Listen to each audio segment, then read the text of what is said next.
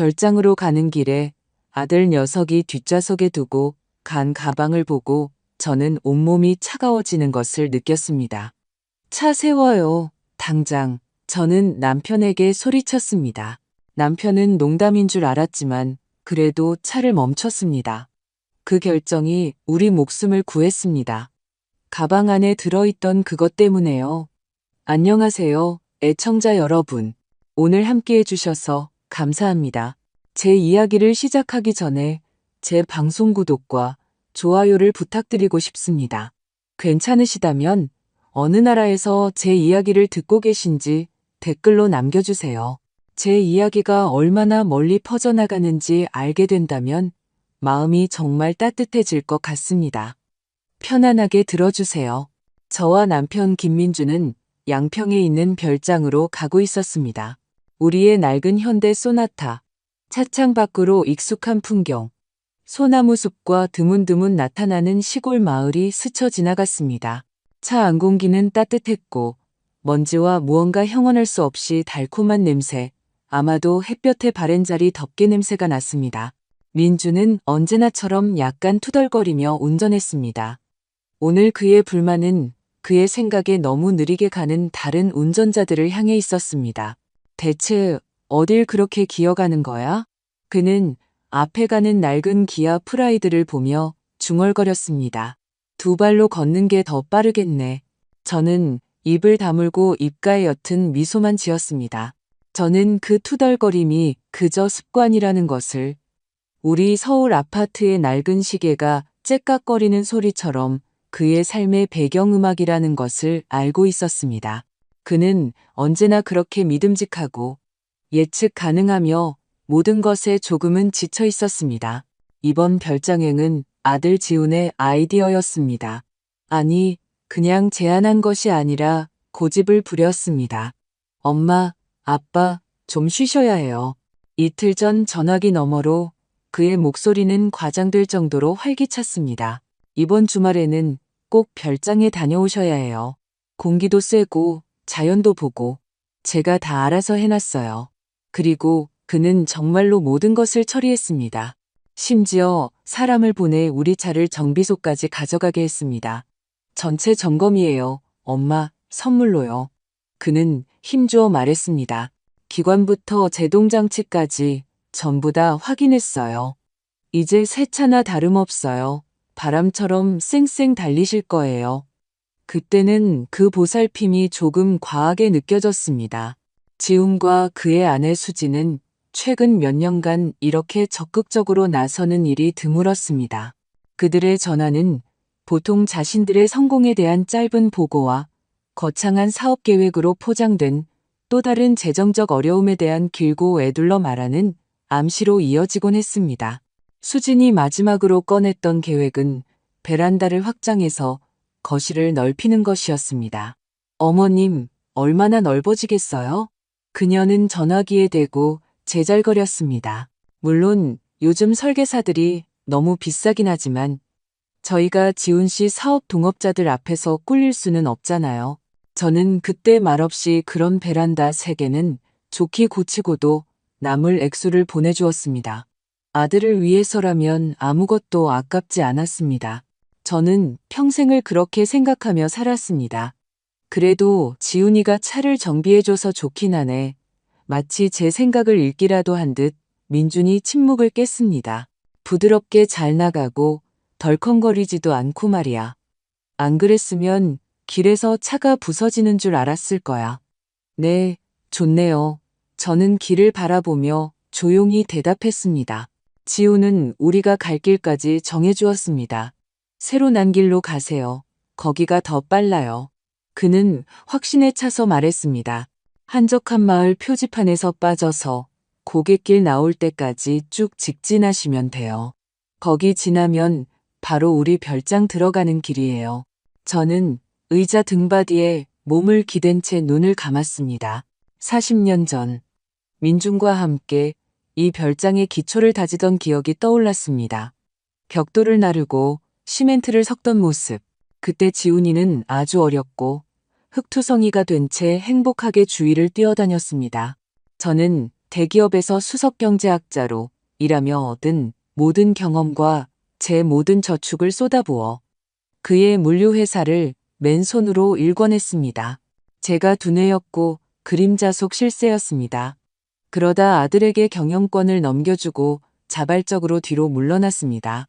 저는 제 아들이 남자답게 주인으로서, 창조자로서 느끼길 바랐습니다. 그것이 그의 성격을 강하게 만들어줄 것이라 생각했습니다. 제가 얼마나 순진했는지. 저는 고개를 돌려 뒷좌석을 보았고 제 시선은 무언가 낯선 것에 꽂혔습니다. 낡은 벨벳 자리 위에 지온의 운동 가방이 놓여 있었습니다. 커다란 하얀색 상표가 밝힌 검은색 인조가죽 가방. 그가 정비소에서 차를 찾아 우리 아파트 앞에 차를 대줄 때 두고 간 것이 틀림없었습니다. 이런 덜렁이 같으니라고 저는 늘 하던 대로 다정하게 생각했습니다. 바로 그 순간 소리를 들었습니다. 엔진 소리에 묻혀 거의 들리지 않았습니다. 가늘고 끊어지는 듯한 신호음. 삑, 삑, 삑. 마치 어떤 전자기기에서 나는 소리 같았습니다. 제 휴대폰을 확인했지만 꺼져 있었습니다. 민준의 휴대폰은 계기판 위에서 조용히 놓여 있었습니다. 삑, 삑, 삑 소리는 뒤에서 가방 안에서 나고 있었습니다. 너무나 갑작스러운 한기가 저를 꿰뚫었고 저는 순간 숨을 멈췄습니다. 이것은 두려움이 아니었습니다. 아니, 그것은 다른 무언가였습니다. 차갑고 날카로운 불행의 예감. 너무나 명확하고 뚜렷해서 마치 실체가 있는 것처럼 느껴졌습니다. 마치 가슴 속에 갑자기 얼음 조각이 생긴 것 같았습니다. 제 온몸이 긴장했습니다. 모든 세포가 위험을 외치고 있었습니다. 삑삑삑. 이 집요하고 단조로운 소리가 갑자기 귀를 먹먹하게 할 정도로 커졌습니다. 관자놀이에서 소리가 울렸습니다. 텅 빈 운동 가방 안에 왜 이런 신호를 내는 것이 들어있을까? 민준 씨, 제 목소리는 쉬고 낯설게 들렸습니다. 차 세워요. 왜 그래? 다 와가는데. 그는 길에서 눈을 떼지 않았습니다. 당장 세우라고요. 저는 제 목소리를 저 자신도 알아보지 못한 채 소리쳤습니다. 그 목소리에는 제가 수년 동안 제 자신에게서 들어보지 못했던 금속성이 섞여 있었습니다. 민주는 너무 놀라 급브레이크를 밟았습니다. 차가 휘청이며 먼지구름을 일으키고 갓길에 섰습니다. 엔진이 꺼졌습니다. 귀가 먹먹할 정도의 정적이 찾아왔고 그 속에서 삑삑거리는 소리는 더욱 뚜렷하고 불길하게 들렸습니다. 오늘 대체 왜 그래? 남편이 저를 돌아보며 투덜거렸습니다. 이랬다 저랬다. 뭐라도 본 거야? 하지만 저는 이미 그의 말을 듣고 있지 않았습니다. 저는 몸을 돌려 의자 등받이 너머로 몸을 숙여 가방으로 손을 뻗었습니다. 천은 차가웠습니다. 저는 지퍼를 당겼습니다. 날카롭게 긁히는 소리와 함께 지퍼가 열렸습니다. 안에는 축축하게 구겨진 수건 위에 그것이 놓여 있었습니다. 기차역 같은 곳에서 신분 확인 없이 파는 싸구려 단추식 휴대폰. 딱 한 번의 전화를 위해 사고 버리는 그런 종류의 물건. 액정은 희미하고 생명 없는 빛을 내고 있었고 그 화면에는 단 하나의 새 메시지가 있었습니다. 저는 휴대폰을 집었습니다. 플라스틱이 얼음장처럼 차갑게 느껴졌습니다. 빛나는 배경 위에 커다란 검은 글자들이 공기 중의 모든 산소를 태워버리는 듯한 단어들을 만들어내고 있었습니다. 준비 다 됐어? 화물차는 고갯길에서 대기 중. 정리되면 전화해. 머릿속이 완전히 텅 비고 윙윙거리는 것 같았습니다. 그러다 그 공허함 속에서 번개가 치듯 흩어져 있던 조각들이 맞춰지기 시작했습니다. 오늘 꼭 우리를 별장으로 보내려 했던 지훈의 공격적인 고집. 그의 선물이라던 전체 점검. 특히 제동장치 점검. 새로 난 인적 드문 길로 가라는 그의 명확한 지시. 그리고 우리가 막 다가가고 있던 고갯길과 화물차. 이것은 무례함이 아니었습니다. 이것은 제가 익숙해져 있던 냉담함이나 이기심이 아니었습니다. 이것은 사형 선고였습니다. 저를 마비시키고 짓누르고 비명을 지르게 했어야 할 충격이었습니다. 대신 그 충격은 제 안에 단 하나의 지점으로 다이아몬드처럼 단단하고 차가운 지점으로 응축되었습니다. 순식간에 뜨거운 분노와 슬픔의 파도가 지나가고 그 자리를 얼음 같은 평온이 차지했습니다. 불과 1분 전까지만 해도 철없는 아들을 다정하게 생각하던 여자는 인적 드문 도로에 먼지 쌓인 갓길 위에서 바로 그 순간 죽었습니다. 그 자리에는 다른 여자가 태어났고 그 다른 여자는 무엇을 해야 할지 정확히 알고 있었습니다. 저는 차가운 플라스틱 휴대폰을 제 외투 주머니에 쑤셔 넣었습니다.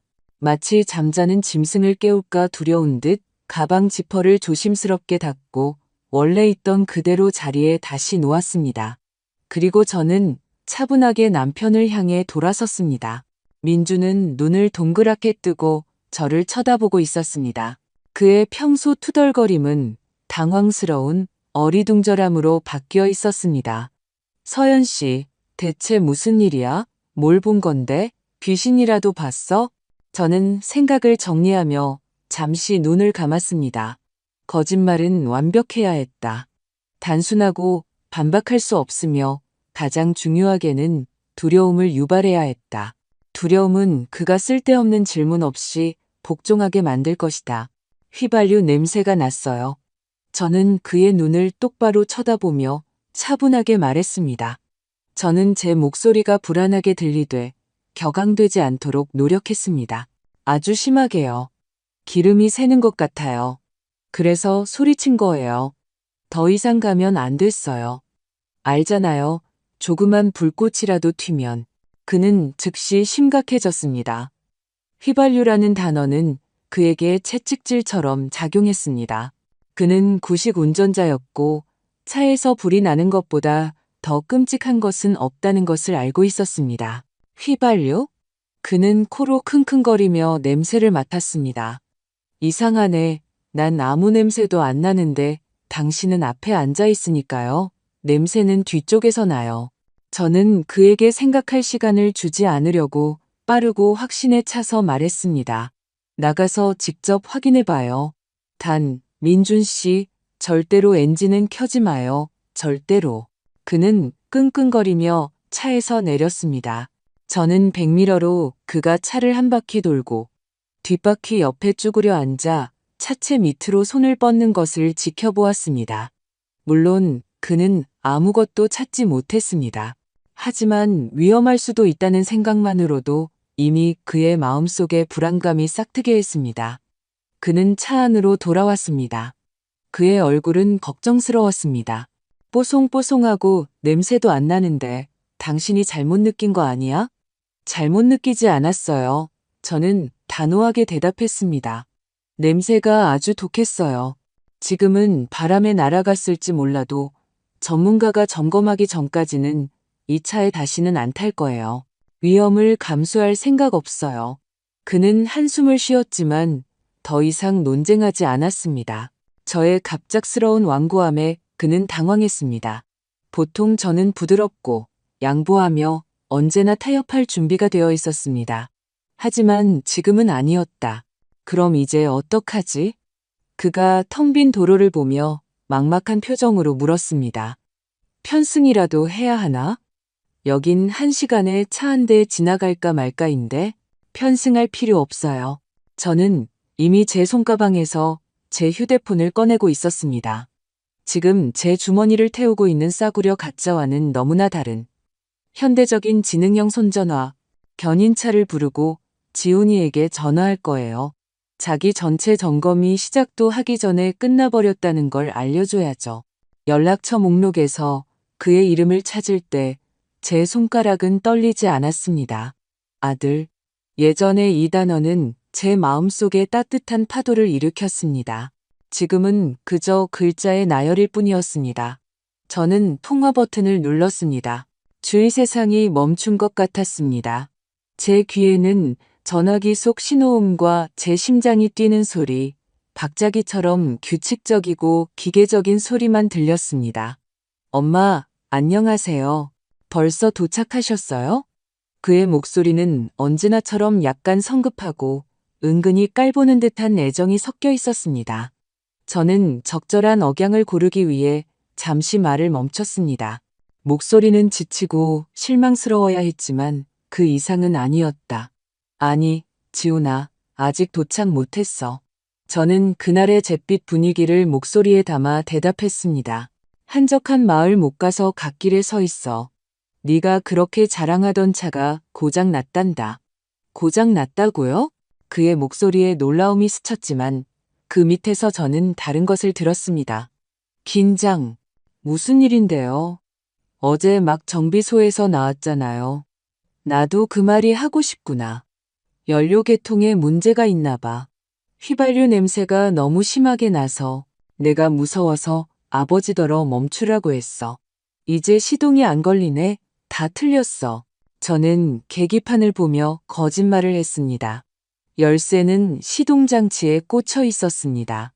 한 번만 돌리면 엔진은 바로 걸릴 것이었습니다. 하지만 저는 다음 커브, 그 고갯길에서 우리를 기다리는 것은 다른 무언가라는 것을 알고 있었습니다. 전화기 저편에 침묵이 흘렀습니다. 1초, 2초, 3초. 단순한 놀라움치고는 너무 긴 시간이었습니다. 저는 거의 물리적으로 그의 머리가 얼마나 정신없이 돌아가고 있는지, 그의 계획이 어떻게 무너지고 있는지 느낄 수 있었습니다. 그의 얼굴, 억지로 지었던 미소가 공포의 가면으로 바뀌는 것을 상상했습니다. 엄마, 확실해요? 그냥 축전지가 나간 거 아닐까요? 그의 목소리는 변했고 긴장감이 역력했습니다. 지훈아, 내가 어제 오늘 태어난 사람도 아니고 저는 짜증 섞인 말투를 허용했습니다. 전조등은 들어와. 축전지 문제가 아니야. 이미 견인차 불렀어. 서울로 다시 돌아갈 거야. 주말은 아쉽지만 취소해야겠구나. 견인차요? 견인차는 왜요? 그는 거의 비명을 질렀습니다. 제가 지금 가볼까요? 별거 아닐 수도 있잖아요. 저 올 때까지 기다리세요. 텅 빈 고속도로에서 널 2시간이나 기다릴 수 없어. 이미 다 결정됐어. 그리고 저는 결정타를 날렸습니다. 작고 거의 무심하게 마치 지나가는 말처럼. 아, 맞다. 내 운동 가방도 우리 차에 두고 갔더라. 뒷좌석에. 집에 도착하면 나중에 가져다 줄게. 다시 침묵. 하지만 이번에는 다른 침묵이었습니다. 공허하고 무겁고 공포로 가득 찬 그 침묵 속에서 저는 모든 것을 들었습니다. 그의 공황, 그의 절망, 그 가방 안에 그의 계획의 열쇠, 그의 약점이 있었다는 뒤늦은 깨달음. 그가 다시 말했을 때 그의 목소리는 갈라져 있었고 짜증으로 위장하려 애쓰는 어설프게 숨겨진 분노로 가득 차 있었습니다. 가방이요? 아, 가방은 됐어요. 빌어먹을. 차가 왜 고장난 거야? 다 점검했다고 맹세하더니만. 돈은 돈대로 썼는데. 그는 소리쳤지만 그의 분노는 정비소를 향한 것이 아니었습니다. 그것은 그의 완벽한 계획을 망가뜨린 나, 그리고 맹목적인 우연을 향한 것이었습니다. 진정해. 저는 차갑게 말했습니다. 그냥 쇠붙이일 뿐이야. 해결하면 돼. 저녁에 보자. 저는 대답을 기다리지 않고 전화를 끊었습니다. 저는 휴대폰을 무릎 위에 놓았습니다. 모든 것이 끝났습니다. 첫 수는 두어졌습니다. 저는 바로 앞, 그 고갯길을 향해 멀리 뻗어 있는 먼지 쌓인 도로를 바라보았습니다. 태양은 여름처럼 밝게 빛났고 하늘에는 구름 한 점 없었습니다. 하지만 저에게 세상은 영원히 차갑고 어스름한 그림자 속으로 잠겼습니다. 상실의 고통은 목에 걸린 깨진 유리 조각처럼 날카로웠습니다. 저는 저 자신을 위해 온 것이 아니었습니다. 저는 알고 보니 제게 한 번도 존재한 적 없었던 그 아들을 위해 울었습니다. 하지만 이 슬픔은 저를 마비시키지 않았습니다. 그것은 얼음으로 변했습니다. 제 안에 모든 것이 얼어붙고 돌처럼 굳어 조용하고 차가운 결의로 변했습니다. 그는 저를 과소평가했습니다. 그와 그의 탐욕스러운 아내는 항상 저를 늙어가는 감상적인 여자, 돈과 거절 못하는 도움의 원천. 방해가 될 때 그냥 치워버릴 수 있는 걸어다니는 지갑으로만 보았습니다. 그들은 그 지갑이 계산할 줄 안다는 것을, 그리고 이제 그들에게 청구서를 내밀 것이라는 것을 몰랐습니다. 견인차는 해가 지평선으로 기울기 시작할 무렵 1시간 반 만에 도착했습니다. 도시로 돌아오는 길은 길고 침묵으로 가득했습니다. 민주는 이따금씩 걱정스러운 눈빛으로 저를 쳐다봤지만 저는 차가운 유리창에 머리를 기댄 채 조는 척했습니다. 제 안에는 잠도 평온도 없었습니다. 그곳에는 윙윙거리는 서리 같은 공허함이 있었고 그 중심에서 저는 행동 계획을 세우고 있었습니다. 우리는 해질 무렵에야 5층에 있는 우리의 낡은 아파트로 돌아왔습니다. 일어나지 않은 시골의 넓은 공간을 겪고 난 뒤라 그런지 이곳의 공기는 답답하고 무겁게 느껴졌습니다. 길과 걱정에 지친 민주는 머리가 아프다며 바로 침실로 들어갔습니다. 저는 부엌에 혼자 남았습니다. 저는 천장등을 켜지 않고 식탁 위에 작은 조명만 켰습니다. 그 부드러운 노란 불빛 아래서 저는 외투 주머니에서 싸구려 휴대폰을 꺼냈습니다. 증거물. 저는 그것을 끄고 우리가 한 번도 사용하지 않았던 낡은 식탁보 더미 아래 장롱 깊숙한 서랍에 숨겼습니다. 그곳은 누구도 들여다보지 않을 곳이었습니다. 1시간도 채 되지 않아 초인종이 울렸습니다. 짧고 성급한 소리. 저는 누구인지 알고 있었습니다. 제 심장은 떨리지 않았습니다. 저는 조용히 문을 열러갔습니다. 문 앞에는 지훈과 수진이 서 있었습니다. 그들의 얼굴은 예술 작품이었습니다. 그토록 진심 어린 걱정과 감동적인 염려가 담겨 있어서 순간 저는 그들의 재능에 거의 감탄할 뻔했습니다. 거의. 어머님, 수진이 한 걸음 다가와 저를 꼭 껴안았습니다. 그녀에게서는 비싼 향수와 불안의 냄새가 났습니다. 저희가 얼마나 걱정했는지 몰라요. 어떻게 오셨어요? 정비사는 뭐라고 하던가요? 아직 정비사는 안 불렀어. 저는 그녀의 팔에서 벗어나며 부엌으로 걸어갔습니다. 들어오너라. 그들은 마치 처음 보는 것처럼 아파트를 둘러보며 들어왔습니다. 지우는 보통 가방을 두는 현관 구석을 재빨리 날카롭게 훑어보았습니다. 가방은 그곳에 없었습니다. 저는 그의 어깨선이 아주 미세하게 긴장하는 것을 보았습니다. 아버지는 주무셔. 편두통이 있으시대. 저는 주전자를 가스레인지에 올리며 말했습니다. 차 마실래? 차가 문제예요. 엄마? 지훈이 부엌으로 들어왔습니다. 그의 목소리는 아들을 걱정하는 척 위장했지만 억눌린 짜증으로 가득 차 있었습니다. 견인차 기사들 말고 저한테 바로 전화하셨어야죠. 제가 괜찮은 사람들 찾아보면 현장에서 바로 고쳤을 텐데요. 그는 자신의 무능한 늙은 부모님의 문제를 해결해주는 유능한 남자의 역할을 하며 크고 자신감 있게 말했습니다. 저는 말없이 찻잔을 꺼냈습니다. 그의 모든 말은 거짓말이었고 저는 그 거짓말이 어떻게 들리는지 즐기고 있었습니다. 정말 안 됐네요. 수진이 의자에 앉아 연극처럼 한숨을 쉬며 말을 받았습니다. 주말을 다 망쳤어요. 저희는 두 분이 푹 쉬시길 바랐는데 지금 거기 공기가 얼마나 좋은데요? 저는 그녀의 완벽한 손톱 관리 상태를, 지난 생일에 제가 선물해준 바로 그 가느다란 금목걸이를 바라보았습니다. 그녀는 신선한 공기에 대해 말했지만 저는 우리 차를 고갯길 아래로 밀어버렸어야 할 화물차의 배기가스를 생각하고 있었습니다. 괜찮아. 저는 차분하게 말했습니다. 별일 아니야. 기계라는 게 다 그렇지. 지우는 초조하게 부엌을 서성거렸습니다. 제가 말했잖아요. 다른 정비소로 갔어야 했다고.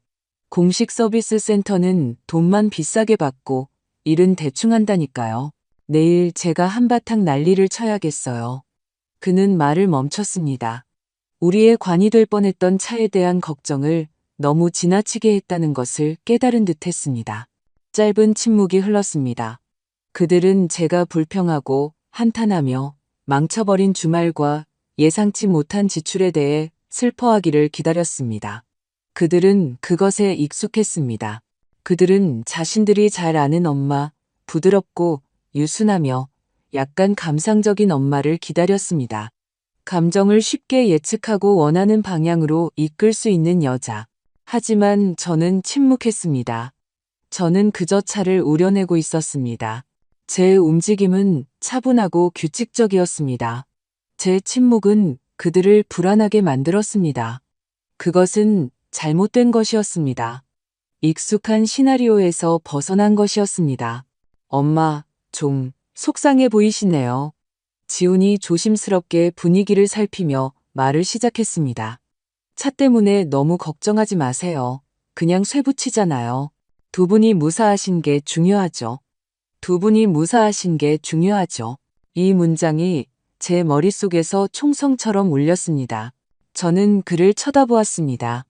제 눈에는 눈물도 원망도 없었습니다. 그저 차갑고 평온한 명료함만이 있었고 다행히도 그는 그것을 읽지 못했습니다. 그는 단지 피곤함만을 보았습니다.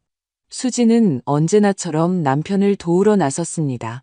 그녀는 제게 다가와 그녀의 차갑고 잘 관리된 손을 제 손 위에 얹었습니다. 걱정하지 마세요, 어머님. 그녀의 목소리는 독을 탄 꿀처럼 교활하고 달콤했습니다. 수리비는 저희가 어떻게든 해볼게요. 지훈 씨가 아는 사람들에게 말해서 부품을 좀 더 싸게 구해볼게요. 저희가 두 분 차 없이 지내시게 할 수는 없잖아요. 바로 그 순간이었습니다. 그들의 가장 치명적인 실수의 순간. 그들은 저를 보며 자신들이 보고 싶은 것을 보았습니다. 위로하고 등을 토닥여줘야 할 불쌍하고 실망한 늙은 여자. 그들은 지금 저의 가장 큰 문제가 낡은 소나타 수리비라고 생각했습니다. 그들은 이 작고 존재하지도 않는 문제를 해결해 주겠다고 제안했지만 정작 자신들은 끔찍하고 용서할 수 없는 다른 문제를 만들어냈습니다. 그것은 너무나 좀스럽고 한심하고 어리석었습니다. 그 순간 저는 제가 반박할 수 없는 우위를 점하고 있다는 것을 깨달았습니다. 그들은 제가 이미 다른 장기판에 앉아 있다는 사실조차 모른 채 자신들의 놀이를 하고 있었습니다. 고맙다 얘들아. 저는 손을 치우며 조용히 말했습니다. 너희들의 걱정 정말 고맙게 생각한다. 지우는 약간 긴장이 풀린 듯 했습니다. 그는 늙은 엄마가 미끼를 물었다고 판단했습니다. 그녀를 진정시키는 데 성공했다. 이제 본론으로 들어갈 수 있었다. 그런데 엄마, 그가 현관으로 향하며 최대한 아무렇지 않은 척 말했습니다. 제 가방 어디 있어요? 내일 아침에 운동 가야 해서 가져가야겠어요. 방에 있다. 제가 대답했습니다. 차에서 가져왔어. 저는 거실로 들어가 그의 검은 가방을 가져다 주었습니다. 그는 거의 탐욕스럽게 그것을 받아들었습니다. 그의 손가락이 손잡이를 굳게 움켜쥐었습니다. 그는 가방을 열어보려고 하지 않았습니다. 그는 어차피 가장 중요한 한 가지를 제외하고는 모든 것이 제자리에 있다는 것을 알고 있었습니다. 하지만 그는 그것에 대해 물어볼 수 없었고 그 침묵은 어떤 비명보다도 더 크게 울렸습니다. 그는 휘발유 냄새에 놀란 늙은 엄마가 잊혀진 가방에서 나는 어떤 삐소리에는 그냥 신경 쓰지 않았을 것이라고 확신했습니다. 그는 저의 어리석음, 저의 눈멀음을 확신했습니다.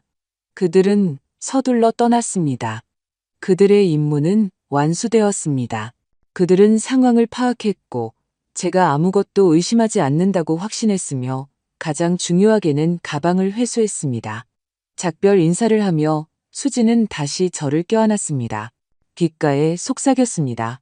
푹 쉬세요, 어머님. 다 잘 될 거예요. 저는 그들 뒤로 문을 닫고 등에 기댔습니다. 아파트에는 다시 정적이 흘렀지만 이제는 다른 정적이었습니다. 그것은 힘으로 가득 차 있었습니다. 그들의 방문은 저를 무너뜨리지 못했습니다. 오히려 그들의 한심한 연극, 그들의 거만한 걱정, 저의 약점에 대한 그들의 절대적인 확신, 이 모든 것이 제 결심을 더욱 굳건하게 만들었습니다. 그들은 스스로 제 손에 무기를 쥐어주었습니다. 그들은 자신들이 누구를 상대하고 있는지 전혀 몰랐습니다. 그들은 늙은 여자를 퇴물 취급했지만 그들에게 새마는 법을 가르쳐 준 것이 누구인지는 잊어버린 모양이었습니다. 저는 현관문에 등을 기댄 채 오랫동안 서서 텅 빈 아파트의 정적을 들었습니다. 그것은 더 이상 저를 짓누르지 않았습니다. 그 안에는 울림, 생각을 위한 공간이 생겼습니다. 저는 부엌으로 가서 차가운 물 한 잔을 따랐습니다. 유리잔에 맺히는 작은 물방울들을 보며 생각했습니다. 장롱 서랍 속 싸구려 휴대폰은 증거였다. 직접적이고 반박할 수 없는 증거. 하지만 무엇을 증명하는가? 의도, 시도. 그것을 가지고 경찰에 갈 수도 있었고 그들의 인생을 망치고 제 아들을 감옥에 보낼 수도 있었다. 그 생각만으로도 깊은 곳에서 둔하고 쑤시는 통증이 느껴졌다. 하지만 문제는 그것뿐만이 아니었다. 경찰에 간다는 것은 제 운명을 다른 사람들의 손에 맡기고 그들이 우리 가족의 더러운 부분을 파헤치게 하고 제 비극을 수사 기록과 재판의 공개적인 사실로 만드는 것을 의미했다. 그것은 희생자의 길이었다. 그리고 저는 더 이상 자신을 희생자로 느끼지 않았다. 게다가 저는 그 휴대폰이 너무 단순하고 원시적이라는 것을 깨달았다. 그것은 어떻게를 설명했지만 왜를 설명하지는 못했다. 저는 제 아들을 알았다. 그는 약하고 버릇없고 감사할 줄 몰랐지만 저는 그를 단순한 이익을 위해 냉혹한 살인을 저지를 수 있는 괴물이라고는 생각하지 않았다. 생명보험금. 그래, 상당한 액수일 것이다. 하지만 그런 짓을 할 만큼 충분했을까? 무언가 다른 것, 더 크고 더 절박한 것, 제가 보지 못했던 무언가가 있어야 했다. 적을 이기기 위해서는 그의 계획뿐만 아니라 그의 동기도 알아야 했다. 저는 전체 그림이 필요했고 진실이 필요했다. 그리고 저는 그 진실을 찾는 데 도움을 줄 수 있는 유일한 사람을 알고 있었다. 그의 전화번호는 제 지능형 손전화에 저장되어 있지 않았다. 저는 지훈의 출생 증명서와 제 첫 예금 통장들과 함께 보관하던 낡고 다른 수첩에서 그를 찾았다. 최경수. 20년 전 제 손으로 직접 쓴 그의 이름이 누렇게 변한 페이지에서 저를 바라보고 있었다. 최경수, 나의 오랜 친구, 나의 동업자, 숫자를 건조한 자료가 아니라 음악처럼 살아 숨쉬는 체계처럼 보았던 천재적인 물류 전문가. 우리는 함께 이 회사를 만들었다. 그는 회사의 두뇌이자 심장이었고 저는 회사의 기반이자 버팀목이었다. 그러다 지훈이 나타났. 젊고 야심차고 제가 학비를 대준 명문대 졸업장을 든 채로 그는 새로운 최적화 방법과 젊은 피에 대해 이야기하기 시작했다. 그리고 저는 그의 말을 들었다. 저는 그가 최경수를 밀어내도록 내버려 두었다. 조용히 피 흘리지 않고 한 걸음씩. 저는 늙은 동업자에게 이제 쉴 때가 되었다고 아들, 나의 희망인 그가 잘 해낼 것이라고 설득했다. 최경수는 단 한마디의 비난도 없이 조용히 떠났다. 그는 그저 깊고 조용한 슬픔이 담긴 눈으로 저를 바라보았고 그 시선은 지금도 가끔 제 꿈에 나타난다. 저는 아들의 성공이라는 환상을 위해 그를 배신했고 이제 그에게 전화를 걸려고 했다. 씁쓸한 아이러니였다. 저는 번호를 눌렀다. 신호음 하나하나가 관자놀이에서 울렸다. 저는 그가 받지 않거나 전화를 끊거나 저를 욕할 것이라고 각오했다. 저는 그럴만했다.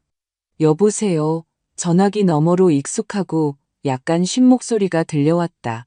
그는 변하지 않았다. 안녕하세요, 최경수 씨. 저는 최대한 침착하게 말했다. 박서연입니다. 전화기 저편에 침묵이 흘렀다. 저는 그의 숨소리를 들을 수 있었다. 혹시 시간 좀 있으세요? 도움이 필요해서요. 우리는 다음 날 도시 외곽의 작은 찻집에서 만났다. 그곳은 아직도 투박한 유리잔에 차를 내주고 어린 시절처럼 빵 굽는 냄새가 나는 곳이었다. 최경수는 늙어 있었다. 머리는 완전히 희끗해졌고 눈 밑에는 깊은 그늘이 져 있었다. 하지만 시선은 여전했다. 날카롭고 주의 깊고 사물의 본질을 꿰뚫어 보는 듯한. 그는 쓸데없는 질문을 하지 않았다. 그는 그저 저를 바라보며 기다렸다. 사과하러 왔어요. 저는 테이블 위에 놓인 제 손을 내려다보며 시작했다. 그리고 도움을 청하러요. 제가 눈이 멀었어요. 최경수 씨. 저는 친구이자 천재적인 동업자를 버릇없는 아이의 야망과 맞바꿨어요. 우리가 함께 세운 것을 무너뜨리고 그가 받을 자격이 없는 왕좌에 앉도록 내버려뒀어요. 저는 나쁜 친구였고 더 나쁜 사업가였어요. 그는 말이 없었다. 저는 그를 쳐다보았다. 그의 눈에는 고소하다는 표정이 없었, 그저 오래된 슬픔만이 있을 뿐이었다. 왜 제게 이 말을 하는 겁니까? 서연 씨? 그가 조용히 물었다. 그 애가 모든 것을 망쳤을까봐 두려워서요. 저는 숨을 내쉬었다. 회사에서 무슨 일이 일어나고 있는지 모르겠어요. 그는 제게 멋진 보고서를 보여주고 성공에 대해 말하지만 제 마음은 무언가 잘못되었다고 느끼고 있어요. 저는 진실을 알아야 해요. 부탁이에요. 우리 옛 회사의 속을 들여다봐 주세요. 진짜 숫자를 봐주세요. 당신 말고는 아무도 할 수 없는 일이에요. 저는 그에게 휴대폰에 대해 고객길과 화물차에 대해서는 말하지 않았다. 그것은 제가 그를 끌어들일 권리가 없는 저만의 지옥이었다. 저는 그에게 다른 이유를 주었다. 재정적 부정에 대한 의심. 그리고 그것만으로도 충분했다. 그는 제 눈에서 단순한 주주의 걱정 이상의 것을 보았다. 그는 절망을 보았다. 알겠습니다. 그는 긴 침묵 끝에 말했다. 당신을 위해서, 그리고 이 회사가 한때 어떠했는지에 대한 기억을 위해서 그렇게 하죠. 그 후 며칠은 끝없는 기다림으로 변했다. 저는 거의 잠을 자지 못했다. 아파트를 서성거리고 민준을 위해 식사를 준비하고 차에 대한 그의 질문에 대답하면서도 제 정신은 오직 최경수에게서 오는 전화와 드문 메시지에만 쏠려 있었다. 그는 밤에 한때 자신이 직접 만들어 놓았던 보안 체계의 낡은 허점을 이용해 일했다. 연료비 보고서에서 불일치 발견. 첫날 그가 문자를 보냈다. 창고 재고가 회계 장부와 맞지 않음. 둘째 날 메시지가 왔다. 불안한 신호들이었지만 저는 각오하고 있었다. 저는 횡령, 개인 계좌로의 단순한 자금 유출 정도를 생각했다. 진실은 훨씬 더 끔찍했다. 닷새째 되던 날, 그가 직접 전화했다. 늦은 저녁이었다. 그의 목소리는 낮고 긴장되어 있었다. 서연 씨, 만나야겠습니다. 지금 당장요. 우리는 책으로 가득 찬 그의 작은 부엌에 앉아 있었다. 그 앞에는 도표와 표로 빛나는 휴대용 컴퓨터 화면이 놓여 있었다. 저는 횡령을 찾고 있다고 생각했습니다. 그는 저를 보지 않고 말했다. 그가 돈을 어디에 숨기는지 찾고 있었죠. 하지만 제가 틀렸습니다. 상황은 훨씬 더 나쁩니다. 그는 휴대용 컴퓨터를 제 쪽으로 돌렸다. 그는 훔치지 않았습니다. 서연 씨. 아니, 그게 핵심이 아니었어요. 그는 그냥 모든 것을 파괴했습니다. 저는 화면을 보았지만 무서운 숫자에 혼돈만 보일 뿐이었다. 최경수는 설명하기 시작했다. 침착하고 체계적으로 마치 치명적인 진단을 내리는 의사처럼. 그는 수십억 원의 손실을 초래한 유령 회사들과의 위험한 거래, 존재하지 않는 자산을 담보로 받은 대출, 수년간 예산의 구멍이 커지는 것을 숨겨왔던 거짓 보고서에 대해 말했다. 그는 제게 진짜 대차대조표를 보여주었다. 빨갛고 위협적이며 재앙을 외치는 숫자들. 이건 회사가 아닙니다. 서연 씨. 그가 조용히 말했다. 이건 카드 돌려막기예요. 반년 전에 이미 무너졌어야 했어요. 겨우 버티고 있는 건 지난주에 그가 받아낸 마지막 대출 덕분입니다. 서류상으로 보면 2주, 최대 3주 안에 계좌는 압류되고 완전한 붕괴가 올 겁니다. 타산이죠. 저는 그의 말을 들으며 제 안에 얼음이 점점 더 단단해지는 것을 느꼈다. 그랬구나. 이게 원인이었어. 보험금, 제가 속삭였다. 네? 뭐라고요? 최경수가 되물었다. 아버지와 제 목숨에 대한 생명보험금이요. 제가 그의 눈을 똑바로 보며 말했다. 액수가 클 텐데요. 그는 창백해졌다. 서연 씨, 무슨 말을 하는 겁니까? 질문에 대답해줘요. 최경수 씨. 그는 빠르게 자판을 두드렸다. 잠시 후 그는 공포에 찬 눈으로 저를 쳐다보았다. 매우 큽니다. 그의 개인 대출 빚을 갚고 수십억 원을 챙겨 해외로 도피하기에 충분한 액수입니다. 바로 그 순간 저는 모든 것을 이해했다. 이것은 단순한 배신이 아니었다. 이것은 이중의 배신이었다. 그는 탐욕스러워서 저를 죽이려 한 것이 아니었다. 그는 자신이 무능력했기 때문에 저를 죽이려 했다. 제 평생의 사업을 완전히 파탄으로 이끌고 모든 것을 불태워버리는 것 외에 다른 출구를 찾지 못한 무능하고 한심한 실패자. 제 죽음은 그의 수치의 흔적을 덮고 창업자들의 사망 후 갑작스러운 위기 탓으로 모든 것을 돌리고 돈을 갖고 도망쳐 모든 직원, 채권자, 동업자들이 제 더미를 처리하게 하려는 시선을 돌리기 위한 소란, 커다란 비극이 되어야 했다. 이것은 단순한 탐욕보다 더 끔찍했다. 이것은 나의 유산, 나의 삶, 내가 나 자신과 우정, 시간을 희생하며 이룬 모든 것에 대한 파괴였다. 그리고 그 생각에 제 안에는 불타버린 차가운 공허함과 시베리아의 서리처럼 조용한 분노 외에는 아무것도 남지 않았다. 저는 조용히 딸깍 소리를 내며 휴대용 컴퓨터 덮개를 천천히 닫았다. 제 아들의 수치를 증명하는 도표와 숫자들이 사라졌지만 그것들은 제 의식 속에 영원히 각인되었다. 최경수는 저를 바라보았다. 그의 눈에는 말없는 질문이 담겨 있었다. 이제 어떻게 할 것인가? 고마워요. 제 목소리는 낮게 잠겼지만 단호했다. 필요한 모든 것을 주셨어요. 이제 제 차례예요.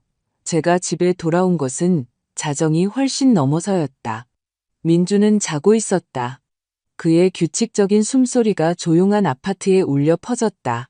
저는 불을 켜지 않았다. 더듬거리며 마치 눈먼 사람처럼 저는 창고로 들어가 낡은 의자 위에 서서 다락으로 손을 뻗었다.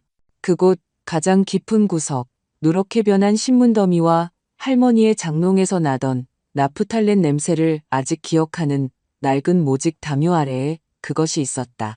빗발엔 끈으로 묶인 두꺼운 판지로 된 무거운 서류철. 저는 그것을 내려 먼지를 털어냈다. 안에는 제가 모든 사람, 특히 제 자신으로부터 그토록 애써 숨겨왔던 제 인생의 모든 역사가 담겨 있었다. 계약서, 수표, 영수증, 그리고 가장 중요한 것, 유한회사 지운 물류의 정관 서류. 저는 첫 페이지를 열었다. 흑백으로 공증인의 유려한 필체로 설립자, 박서연. 지분 60%라고 적혀 있었다. 최경수, 지분 40%. 나중에 최경수가 떠날 때 저는 지훈의 설득에 넘어가 그의 지분을 매입했지만 아들의 이름으로는 하지 않았다. 저는 그것을 제 이름으로 등록했다. 마치 깊은 곳에 잠자고 있던 어떤 자기 보존 본능이 저를 그렇게 하도록 만든 것처럼 저는 유일한 소유주였다. 지훈은 그저 대표이사, 멋진 직함을 가진 고용된 경영자일 뿐이었다. 그는 자신의 권력, 돈, 주인의 역할에 너무 익숙해져서 실제로는 누가 모든 실을 쥐고 있는지조차 잊어버린 것 같았다. 그리고 나도 거의 잊을 뻔했다. 저는 스스로 그림자, 조용한 투자자, 그저 도와주는 엄마가 되도록 내버려 두었다. 저는 시간이 묻어나는 이 누런 종이들을 꺼냈다. 이것은 단순한 종이가 아니었다. 이것은 나의 권리, 나의 힘이었다. 아침에 민준이 아직 자고 있을 때 저는 정대현 변호사에게 전화했. 그는 제 아버지 시절부터 일을 처리해온 늙은 변호사였다. 그는 구식의 사람으로 말이 없고 믿을 수 없을 정도로 꼼꼼했다. 정 변호사님, 좋은 아침입니다. 박서연입니다. 박 대표님. 그의 목소리는 낡은 문처럼 삐걱거렸다. 오랜만입니다. 무슨 일 있으십니까? 일이 생겼습니다. 저는 차분하게 대답했다. 제 이름으로 100% 지분을 소유한 대주주로서 지운 물류를 거래하는 은행과 회사 공식 우편으로 전자우편 한 통을 보내주셨으면 합니다. 말씀하십시오. 그의 목소리에는 놀라움이 없었다. 오직 업무적인 집중력만이 있었다. 저는 밤새 잠 못 이루는 침대에 누워 작성한 문구를 그에게 구술했다. 모든 단어는 검토되었고 모든 문장은 다듬어졌다. 회사 정관 제5조 5항에 따라 본인은 회사의 유일한 설립자 및 소유주로서 회사의 재무 및 경영 활동에 대한 즉각적이고 전면적인 내부 감사를 개시합니다. 감사 기간 동안 본 통지문을 수령하는 즉시 효력이 발생하며 일반 직원급여 지급 및 필수 세금 납부와 관련되지 않은 모든 기업 계좌 및 자산의 모든 지출 거래는 동결되어야 합니다. 대표이사가 수행하는 모든 거래는 저의 개인적인 서면 확인이 필요합니다. 문구에 확신하십니까? 박 대표님? 정 변호사가 확실합니다. 제가 대답했다. 보내주세요. 전화를 끊고 저는 부엌으로 가서 주전자를 올렸다. 그리고 며칠 전 수진이 앉아 수리비를 찾아주겠다며 동정적으로 제 손을 쓰다듬던 바로 그 자리에 앉았다. 저는 진한 홍차 한 잔을 따르고 기다리기 시작했다. 저는 그들의 얼굴을 볼 필요가 없었다. 모든 것을 아주 세세하게 상상할 수 있었다.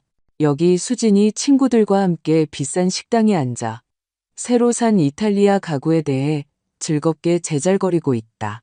그녀는 종업원에게 황금색 신용카드, 그녀의 모든 변덕을 결제해주던 바로 그 법인 카드를 건넨다. 1분, 2분. 종업원이 당황한 얼굴로 돌아온다. 죄송합니다만 은행에서 거래를 거절했습니다. 그녀의 미소가 얼굴에서 천천히 사라진다. 처음에는 어리둥절함, 그 다음에는 짜증, 그 다음에는 친구들 앞에서의 굴욕감, 그리고 여기 지훈. 그는 한때 최경수가 차지했던 사무실의 거대한 가죽 의자에 앉아 있다. 그는 피할 수 없는 일을 며칠 더 미루기 위해 채권자 중 한 명에게 긴급 송금을 시도한다. 그는 자신의 권력을 확신하며 버튼을 누르고 화면에 빨갛고 무자비한 글자를 본다. 거래 거절, 계좌 동결. 그는 은행에 전화하고 직원에게 소리치며 설명을 요구한다. 그리고 전화기 저편의 정중하고 무미건조한 목소리가 단조롭게 제 편지 내용을 읽어준다. 대주주 박서연님의 지시에 따라. 그 순간 거짓말과 저의 침묵 위에 세워진 그의 세계는 무너졌다. 저는 제 낡은 부엌에 앉아 뜨거운 차를 마시며 바로 그 순간 그들의 호화로운 제 돈으로 산 아파트를 덮친 충격파를 거의 물리적으로 느끼고 있었다. 타격은 정확하고 파괴적이었다. 그것은 그들 개인을 겨냥한 것이 아니라 그들에게 목숨보다 더 중요했던 것, 그들의 지위, 그들의 돈, 그들의 성공적인 외관을 겨냥했다. 그리고 저는 그들이 즉시 모든 것을 이해할 것이라는 것을 알았다. 이것은 우연이 아니었다. 이것은 은행의 실수가 아니었다. 내가 게시한 내부 감사라는 문구는 의심의 여지를 남기지 않았다. 고장 난 차, 잊혀진 가방, 그리고 이제 동결된 계좌. 그들의 배신의 지도 위에 찍힌 세 개의 점이 하나의 직선으로 연결되어 바로 나를 가리키고 있었다. 그들은 내가 안다는 것을 깨달았다. 조용한 전쟁은 끝났다. 이제 그들은 이곳으로 올 것이고 이것은 공개적인 전투가 될 것이다. 저는 준비가 되어 있었다. 저는 차를 다 마시지 못했다. 날카롭고 격렬한 초인종 소리가 아파트의 정적을 갈랐다. 소리는 멈추지 않았다. 단추를 누른 손가락은 신경질적인 발작에 사로잡혀 있었다. 그러다 초인종 소리에 나무문에 주먹으로 내리치는 둔탁하고 무거운 소리가 더해졌다. 저는 천천히 일어나 찻잔을 헹궈 건조대에 놓았다. 저는 서두르지 않았다. 기다리게 두자. 좁은 계단 공간에서 그들의 공포가 절정에 달하게 두자. 문 두드리는 소리가 절박해졌을 때 저는 가서 열쇠를 돌렸다. 그들은 저를 거의 쓰러뜨릴 뻔하며 안으로 뛰어들어왔다. 가면은 무너졌다. 더 이상 걱정스러운 표정도 달콤한 미소도 없었다. 제 앞에는 구석에 몰린 2마리의 짐승이 서 있었다. 수진의 얼굴은 창백하고 분노에 차 있었고 입술은 픽이 없는 가는 선으로 굳게 다물어져 있었다. 지우는 온통 붉은 반점으로 뒤덮여 있었다. 그는 거칠게 숨을 쉬었다. 그의 눈은 마치 덤벼들 적을 찾는 것처럼 방안을 미친 듯이 헤맸다. 어떻게 이러실 수 있어요? 그는 인사도 옷도 벗지 않고 문지방에서부터 소리쳤다. 그의 목소리는 갈라졌다. 어떻게 친아들한테 이럴 수가 있냐고요? 저는 그들의 타는 듯한 시선을 등에 느끼며 말없이 그들을 지나쳐 부엌으로 갔다.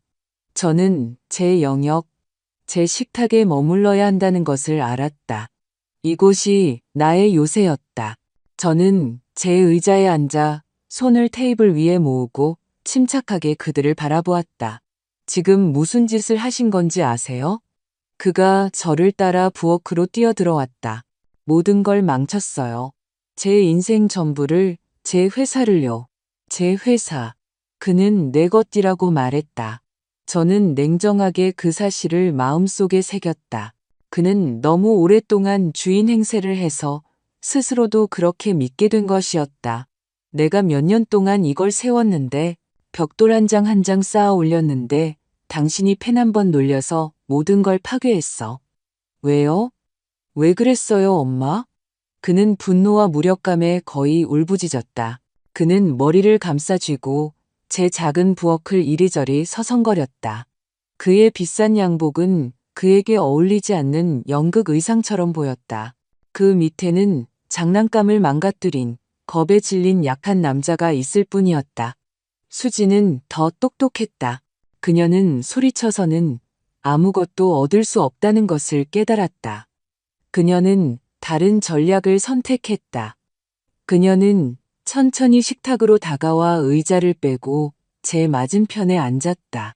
그녀는 얼굴에 슬픔과 동정을 표현하려 애썼지만 그녀의 눈은 유리 조각처럼 차갑고 날카로웠다. 어머님, 그녀가 조용하고 교활하게 시작했다. 어머님이 혼자 이런 생각을 하신 게 아니라는 거 알아요. 차 때문에 망쳐버린 주말 때문에 많이 속상하셨겠죠. 피곤하신데 어떤 늙고 원한에 찬 사람이 그걸 이용한 거예요. 어머님께 나쁜 말을 하고 머릿속에 이런 끔찍한 생각을 심어준 거죠. 그녀는 최경수를 의미하고 있었다. 그녀는 저를 정신 나간 늙은 여자, 복수심에 불타는 늙은이의 손에 놀아나는 꼭두각시로 만들려고 했다. 그것은 너무나 예측 가능하고 한심했다. 저희는 어머님 가족이잖아요. 그녀는 제 손을 잡으려 하며 연극을 계속했다. 저는 테이블에서 제 손을 천천히 치웠다. 낯선 사람이 아니라 저희를 믿으셔야죠. 그 사람은 그냥 지훈 씨의 성공을 질투하는 거예요. 모든 걸 망치고 싶어 하는 거죠.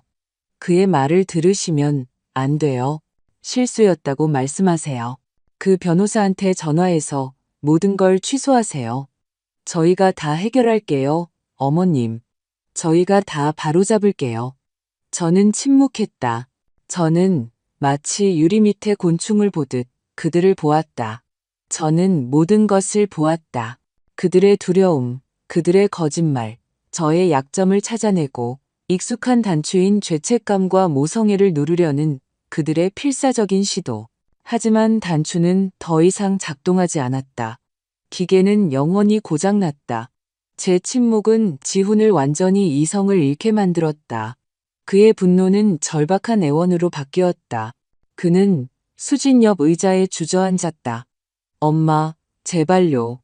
그는 새 장난감을 사달라고 조르던 어린 시절처럼 칭얼거렸다. 제가 뭘 그렇게 잘못했어요? 전 노력했다고요. 밤낮으로 일했어요. 두 분 부족함 없이 지내시게 하려고, 엄마가 편안한 노후를 보내시게 하려고요. 이 모든 게 엄마를 위한 거였어요. 저한테 의지하는 사람들이 있어요. 그들에게는 가족이 있고 아이들이 있어요. 지금 엄마는 모두를 실직자로 만들고 있어요. 그들을 생각하세요. 저를 생각하세요. 그는 자신의 책임감과 직원들의 안녕에 대해 말했지만 제 눈앞에는 최경수의 보고서가 보였다. 수백억의 구멍, 가짜 송장. 그가 나의 신뢰 위에 세운 파멸이 예정된 피라미드가 보였다. 그들은 오랫동안 비난하고 설득하고 조종하고 위협했다. 저는 그들이 실컷 말하게 내버려 두었다. 저는 그들이 모든 독, 모든 공포, 모든 거짓말을 쏟아내도록 허락했다. 저는 미동도 않고 앉아 있었고, 제 침묵은 점점 더 무거워지고 더 짙어졌다. 그것은 부엌을 가득 채우며 그들의 외침을 밀어내고 무의미한 소음으로 만들었다. 마침내 그들은 지쳤다. 정적이 찾아왔다. 무겁고 윙윙거리는 정적. 그들은 둘 다 저를 바라보았다. 그들의 얼굴은 지쳐 있었고 눈은 절박한 기대로 가득 차 있었다. 그들은 모든 논거를 다 써버렸고 이제 저의 말, 저의 판결을 기다리고 있었다. 그리고 그때 저는 제 수를 두었다. 저는 한마디도 하지 않았다. 저는 그저 몸을 숙여 아침에 증거물을 옮겨놓은 부엌 식탁 서랍을 열고 그것을 꺼냈다. 싸구려에 특징 없는 단추식 휴대폰. 천천히 정적 속에서 거의 귀가 먹먹할 정도로 큰 소리를 내며 저는 그것을 윤이 나는 식탁 표면 위로 밀었다. 그것은 미끄러져 그들 바로 앞에서 멈췄다. 저는 그들의 시선이 그것에 떨어지는 것을, 그들의 동공이 확장되는 것을 보았다. 그들은 즉시 알아보았다. 저는 수진의 얼굴에서 핏기가 가시며 시체처럼 잿빛 반점이 남는 것을 보았다. 지훈이 마치 타격을 기다리는 것처럼 어깨를 움츠리는 것을 보았다. 그들은 숨을 멈췄다. 그러고 나서 저는 다시 서랍에 손을 넣어 종이 2장을 꺼냈다. 저는 그것들을 휴대폰 옆 식탁 위에 놓았다. 위에는 지훈이 지난달에 그토록 자랑스럽게 제게 보여주었던 광택나는 컬러 보고서가 있었다. 위로 향하는 아름다운 도표, 인상적인 숫자들이 적힌 비싼 종이에 인쇄된 보고서, 어지러울 정도의 수익에 대한 보고서. 그 밑에는 다른 종이가 있었다. 최경수가 복사한 것, 흑백의 무자비한 회사의 실제 대차대조표가 담긴 표, 마지막 숫자가 검은에도 테두리로 둘러싸인 표. 그 앞에는 거대한 마이너스 기호가 붙어 있었다. 완전하고 무조건적인 파산의 증거. 그들은 제 부엌 식탁 위의 3가지 물건, 휴대폰, 거짓말, 그리고 진실을 바라보았다. 그리고 저는 그들의 눈에서 희망의 마지막 불꽃이 꺼지는 것을 보았다. 그들의 얼굴은 그냥 창백해진 것이 아니었다. 그것들은 낡은 회반죽처럼 부서져 내렸다. 성공한 사업가와 그의 화려한 아내의 가면이 벗겨지고 그 밑에서 작고 겁에 질린 사기꾼들의 벌거벗고 추악한 얼굴이 드러났다. 그들은 깨달았다. 그들은 제가 모든 것을 안다는 것을 깨달았다. 그들이 무엇을 하려고 했는지뿐만 아니라 왜 그랬는지까지. 그리고 그 알은 어떤 비난보다도 더 무서웠다. 그것은 완전하고 최종적인 끝이었다. 부엌의 정적은 타르처럼 끈적해졌다. 낡은 냉장고마저 윙윙거리는 소리를 멈춘 듯 했다. 지호는 식탁 위의 3가지 물건을 바라보았다. 휴대폰, 가짜 보고서, 진짜 잔고. 그리고 그의 얼굴은 축축한 진흙색으로 변했다. 수지는 천천히 마치 소리를 낼까 두려운 듯 저를 쳐다보았다. 그녀의 눈에는 더 이상 분노도 가식도 없었다. 오직 동물적이고 원초적인 두려움만이 있었다. 저는 이제 그들이 용서를 구하고 회개하고 울고 무릎을 꿇기 시작할 것이라고 생각했다. 저는 그럴 준비가 되어 있었다. 하지만 저는 다시 그들을 과소평가했다. 아니, 그들의 절망의 깊이를 과소평가했다. 구석에 몰린 짐승에게서는 뉘우침이 아니라 마지막 미친 공격성이 깨어난다. 지훈이 고개를 들었다.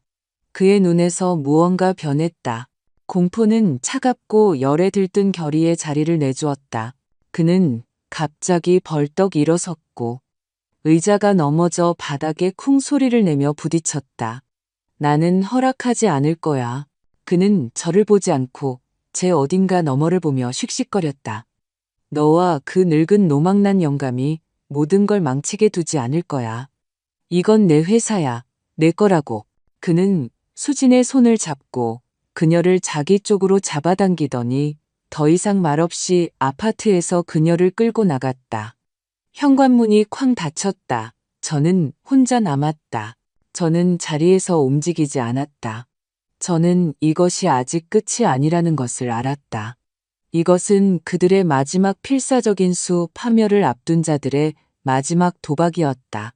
저는 그것이 어떤 것일지 알고 있었다. 늙은 노망난 영감. 그는 최경수를 의미했다. 지우는 모든 것을 그에게 뒤집어 씌우고 그를 사보타조, 위조, 체계 해킹으로 고발하려 할 것이다. 그는 저를 원한에 찬 전 직원의 영향력 아래 놓인 정신 나간 늙은 여자로 만들려고 할 것이다. 그것이 정보의 출처와 저를 불신하게 만들 유일한 기회였다. 최경수가 예측했던 것이 바로 이것이었다. 그는 방어할 겁니다, 서연 씨. 그가 보고서를 보여주며 제게 말했었다. 그의 최선의 방어는 공격입니다. 그는 저를 희생양으로 만들려고 할 겁니다. 다음 날, 제 변호사인 정대현 씨는 지훈이 대표이사로서의 남은 권한을 이용해 소액주주 긴급회의를 소집했다고 알려왔다. 그들은 오래된 동업자 3명으로 작은 지분을 소유하고 있었다. 지훈을 신뢰하고 그가 먹여주는 아름다운 보고서만 보아온 사람들이었다. 회의 목적은 전 직원 최 씨의 적대적 회사 탈취 시도 및 주주 박 씨 의사결정 능력 없음의 협조에 대한 논의로 명시되었다. 의사결정 능력 없는 주주. 제 친어머니를 말이다. 이것은 비열하다기보다 전문적이었다. 차갑고 계산된 타격. 회의는 사무실의 메인 회의실에서 열리기로 되어 있었다. 벽에는 창업자들, 즉 저와 최경수의 사진이 걸려있는 바로 그 방이었다. 지훈이 그 세월 동안 한 번도 떼지 않은 사진들. 저는 최경수와 함께 그곳에 도착했다. 우리가 들어갔을 때 모두 이미 모여 있었다. 3명의 주주, 위험있고 심각한 표정의 비싼 양복을 입은 남자들이 테이블 상석에 앉아 있었다. 지훈과 수지는 영탁이 옆에 서 있었다. 우리를 보자 지훈은 자신감 있는 미소 같은 것을 입가에 띄었다. 그는 제 세상을 만난 듯했다. 그는 다시 대표이사, 상황의 주인이었다. 아, 우리 공모자들 오셨네. 그가 연극적인 조롱을 섞어 큰 소리로 말했다. 앉으시죠. 마침 당신들의 파괴 활동에 대해 논의하려던 참이었습니다. 저와 최경수는 말없이 테이블 끝 빈 의자에 앉았다. 지훈은 발표를 시작했다. 그것은 훌륭했다. 저는 그의 연기 재능을 인정해야 했다. 그는 열정적이고 설득력 있게 말했다. 그는 화면에 지난 며칠간 그가 조작한 증거들을 보여주었다. 최경수의 컴퓨터에서 보낸 것처럼 위조된 전자우편들, 그가 경쟁사에게 회사 데이터베이스를 팔겠다고 제안하는 내용, 서버 기록을 변경하여 최경수가 조사를 하던 바로 그 시간에 비인가 접속이 있었음을 나타내는 기록들. 그는 교활한 음모의 그림을 그렸다. 늙고 원한에 찬 직원이 성공적인 사업을 파괴하고 복수하기로 결심했고 그 도구로 최근 정신 상태가 심각하게 우려되는 나이든 순진한 어머니를 이용했다는 것이다. 주주들은 그의 말을 들었고 그들의 얼굴은 점점 더 어두워졌다. 그들은 저와 최경수에게 무겁고 비난하는 시선을 던졌다. 수지는 남편 옆에 서서 슬프게 입술을 오므리고 고개를 저으며 충실하고 비탄에 잠긴 아내 역할을 했다. 바로 이 때문에 여러분, 지훈이 연설을 마무리했다.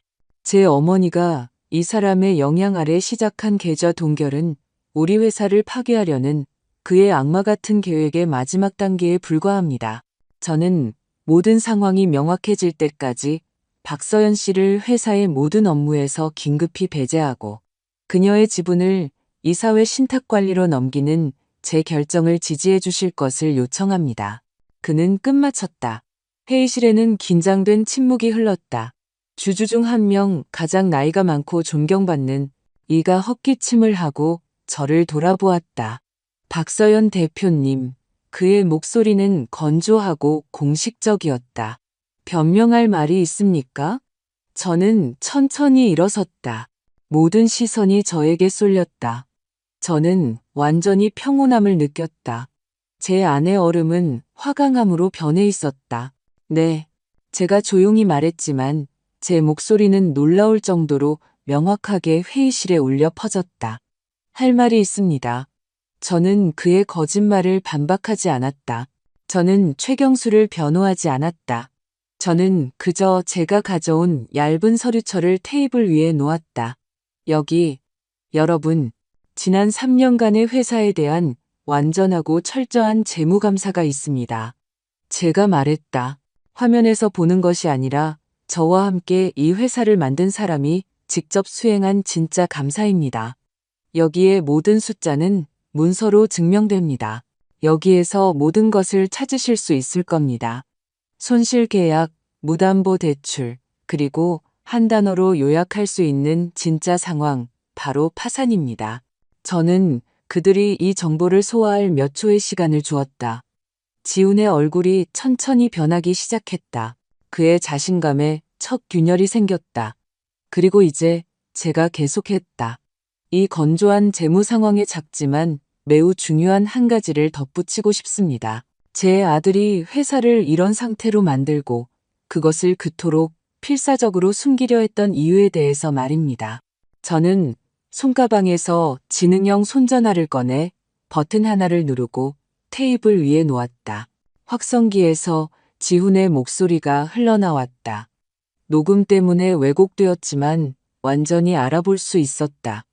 공황 상태에 갈라지는 목소리. 빌어먹을 왜 고장난 거야? 그 사람들 갓길에 서 있다고? 아니, 고갯길까지 못 갔어. 뭘 어떡하냐니. 당장 돌아서 거기서 꺼져, 제기랄. 그냥 사라지라고. 내가 사라지랬잖아. 그것은 바로 화물차 운전사에게 건 전화였다. 제가 차고장에 대해 알린 직후 그가 건 전화. 천재적인 최경수가 그 싸구려 일회용 휴대폰 기억장치에서 복구해낸 전화. 제 살인을 계획하는 아들의 목소리가 회의실의 죽음 같은 정적 속에서 메아리 쳤다. 저는 고개를 들어 지훈을 보았다. 그는 종이처럼 하얗게 서 있었다. 입은 반쯤 벌어져 있었다. 그는 테이블 위에 작은 휴대폰을 마치 방울뱀인 것처럼 쳐다보았다.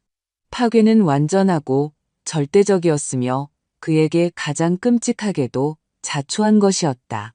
아무도 그를 함정에 빠뜨리지 않았다.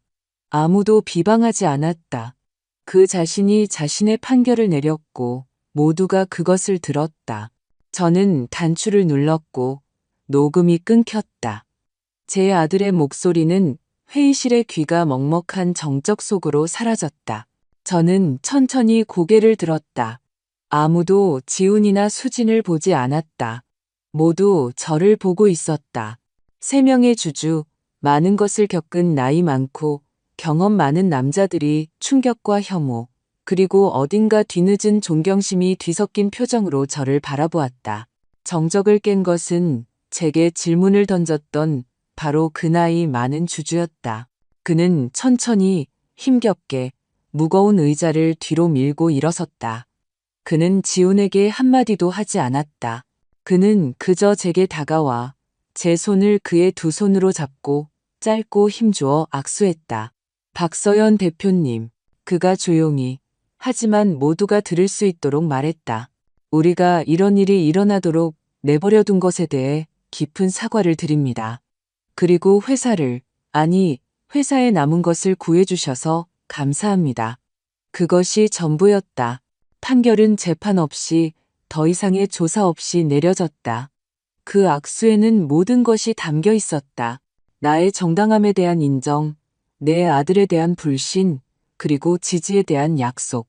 저는 지훈을 보지 않았다. 그럴 필요가 없었다. 저는 그가 움츠러들고 허세와 거짓말로 세운 그의 세계가 이 치명적인 침묵의 무게 아래 먼지로 변하는 것을 느꼈다. 저는 테이블에서 제 서류와 휴대폰을 챙겨 뒤돌아보지 않고 회의실을 나갔다.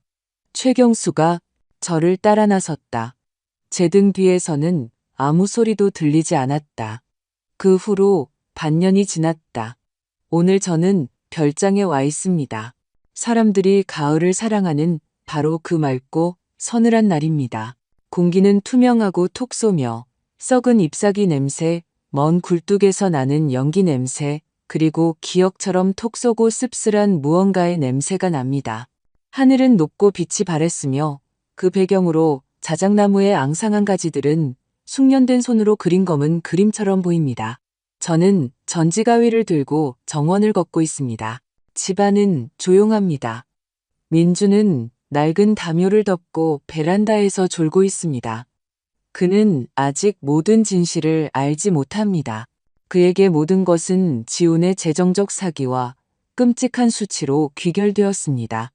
그 암만으로도 그에게는 충분히 벅찼습니다. 그는 이 반년 동안 늙었고 자신 안에 갇혔습니다. 저는 그의 고통을 더하지 않았습니다. 때로는 침묵이 자비입니다. 지훈과 수진에 관해서는 그들의 이름은 이제 가끔 범죄 뉴스에 등장합니다. 수사관, 변호사, 채권자들이 그들을 다루고 있습니다. 그들의 계좌는 압류되었고 재산은 몰수되었습니다. 그들의 호화로운 삶은 비눗방울처럼 터져버렸고 뒤에는 더러운 얼룩만 남았습니다. 저는 그 과정을 지켜보지 않습니다. 저는 해야 할 일을 했습니다. 저는 그들을 멈췄습니다. 나머지는 법과 그들에게 양심이 있다면 그들 자신의 양심의 문제입니다. 저는 썩은 충치를 뽑아내듯 그들을 제 삶에서 뽑아냈습니다. 아팠습니다. 네. 하지만 그 후에는 안도감과 공허함이 찾아왔고 그 공허함은 시간이 지나면서 새롭고 건강한 무언가로 채워지고 있습니다. 회사는 최경수가 맡았습니다. 그는 일주일에 한 번 제게 전화해서 전략적인 문제에 대해 조언을 구합니다.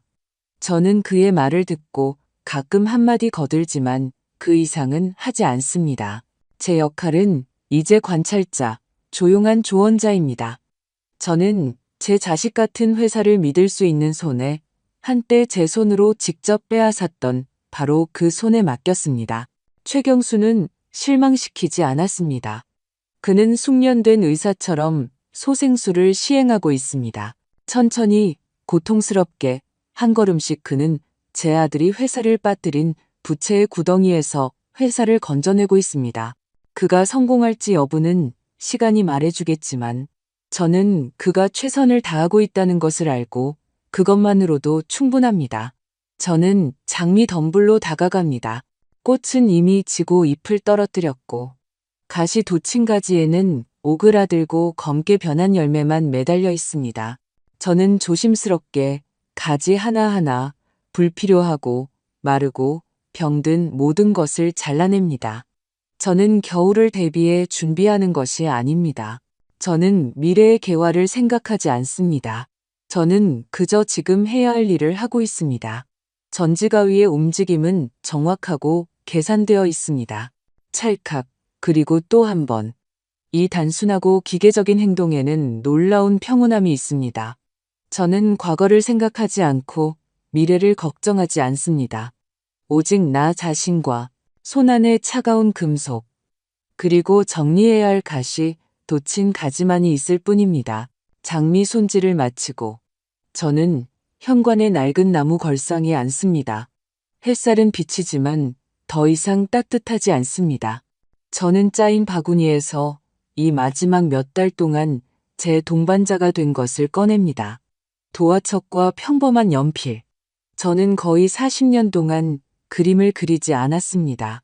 결혼하고 지훈이 태어나고 삶이 끝없는 걱정의 소용돌이에 휘말린 그 순간부터 일, 집, 기저귀, 그 다음에는 그의 학교, 그의 대학, 그의 사업. 저는 목적 없이, 의무 없이 그저 앉아서 바라보는 것이 어떤 것인지 잊어버렸습니다. 바라보고 보는 것을 종이 위에 옮기려고 노력하는 것. 처음에는 손가락이 말을 듣지 않고 나무 토막 같았고 선은 거칠고 불확실했습니다. 하지만 저는 포기하지 않았습니다. 하루하루, 주마다, 그리고 점차 손이 기억을 되찾기 시작했습니다. 오늘 저는 우리 집 가장자리에 있는 자작나무들을 그립니다. 검은 자국이 있는 하얀 줄기, 텅 빈 하늘을 배경으로 한 가늘고 얽힌 가지들. 저는 사진 같은 유사성을 추구하지 않습니다. 저는 그들의 본질, 그들의 조용하고 강인한 아름다움을 포착하려고 노력합니다. 한 획 한 획 하얀 종이 위에 형상이 나타납니다. 이것은 단순한 나무가 아닙니다. 이것은 나의 평온, 나의 침묵, 내가 되찾은 자유입니다. 저는 도화첩에서 눈을 떼고 멀리 숲을 바라봅니다. 해가 지평선으로 내려가며 하늘을 부드러운 엷은 색조로 물들입니다. 곧 완전히 추워질 것입니다. 담요를 들여놓고 민준을 깨우고 난로를 피워야 합니다. 앞에는 평범하고 단순한 일들이 놓여 있고 이 단순함 속에 가장 큰 가치가 있습니다. 제 얼굴에는 저는 압니다. 미소가 없지만 마음속에는 깊고 고통스럽게 얻은 진정한 평온이 있습니다. 저는 승리자라고 느끼지 않습니다. 저는 고소함이나 환희를 느끼지 않습니다. 저는 그저 제 자신, 아주 오래전에 저였던 그 여자, 그리고 지금의 제가 된 그 여자로 느낄 뿐입니다. 그들의 배신이 저를 정의하지 않습니다. 이 모든 것을 겪고 나서 제가 어떻게 여기에 서서 제 자작나무들을 바라보고 이 차갑고 맑은 공기를 마시며 내일이 새로운 날이 될 것이라는 것을 아는지가 저를 정의합니다. 그리고 저는 그날을 평온하고 위엄 있게 맞이할 것입니다. 이렇게 제 이야기가 끝났습니다. 이 길을 저와 함께 걸어주시고 제가 오랫동안 마음속에 품고 있던 고백을 들어주셔서 감사합니다. 이 모든 것을 다시 겪으면서 저는 마치 제 삶을 옆에서 바라보는 것 같았습니다. 그리고 마지막 말이 끝나자 침묵이 유난히 크게 느껴집니다. 그리고 이 침묵 속에서 저는 스스로에게 계속해서 묻습니다. 제가 옳게 행동했을까요? 한편으로는 저는 제 자신을 보호했고 제 평생의 사업을 구했으며 배신을 처벌했습니다. 하지만 다른 한편으로는 제 손으로 제 유일한 아들의 삶을 파괴했습니다. 어머니의 무한한 용서와 자존감 중 무엇이 더 강할까요? 정의가 복수로 변하는 경계는 어디일까요? 저는 제 길을 선택했지만 그것이 유일하게 옳은 길이었는지 아직도 알지 못합니다.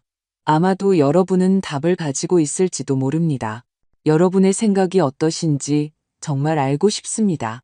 여러분이라면 제 입장에서 어떻게 하셨겠습니까? 그런 냉정한 계산을 할 힘을 찾으셨을까요? 아니면 용서하려고 노력하셨을까요? 제 이야기, 등장인물들의 운명 또는 이야기되지 않은 부분에 대해 궁금한 점이 있으시면 주저하지 마시고 댓글로 질문해 주세요. 여러분의 생각을 기쁘게 읽겠습니다. 제 이야기가 여러분의 마음을 움직이고 생각하게 만들었다면 이 이야기에 좋아요를 눌러주시고 새로운 이야기를 놓치지 않도록 제 방송을 구독해 주세요. 여러분의 의견은 매우 소중하므로 여러분의 댓글을 기다리겠습니다. 여러분 모두에게 행운이 깃들기를 바랍니다. 이 이야기 끝 중앙에 창이 나타날 것입니다. 그것을 클릭하시면 저희의 다른 가장 흥미진진한 이야기들을 보실 수 있습니다.